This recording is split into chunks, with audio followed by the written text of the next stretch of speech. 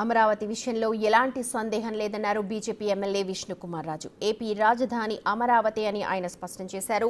భవిష్యత్తులో ఏపీ అమరావతి అన్ని విధాలుగా అభివృద్ధి చెందుతుందన్నారు.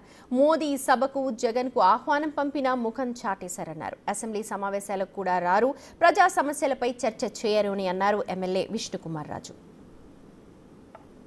ఆంధ్ర రాష్ట్ర రాజధాని దాంట్లో తిరుగులేదు. మేము మొదటి నుంచి కూడా చెప్తున్నాము. మళ్ళీ ప్రధానమంత్రి గారు నిన్న చెప్పడం జరిగింది. ముఖ్యమంత్రి చంద్రబాబు నాయుడు గారు వారి శక్తి అంతటినీ ఉపయోగించి, శక్తి యుక్తులు ఉపయోగించి బ్రహ్మాండంగా అభివృద్ధి చేసే కార్యక్రమాల్లో అందరూ నిమగ్నమై ఉన్నారు. 3 సంవత్సరాల తర్వాత మళ్ళీ ప్రధానమంత్రి గారే దానికి ఇనాగరేషన్కి రావాలని కూడా చెప్పడం జరిగింది.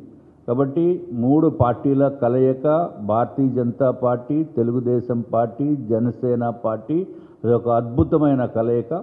ఆంధ్ర రాష్ట్రానికి ఇంకా రానున్న రోజులు స్వర్ణయుగంగా మనం మాట్లాడుకోవాల్సిన అవసరం ఉంటుంది. తప్పనిసరిగా బ్రహ్మాండంగా అభివృద్ధి చెందుతుందని చెప్పి మీకు అందరికీ కూడా తెలియజేసుకుంటూ సెలవు తీసుకుంటున్నాను. అమరావతి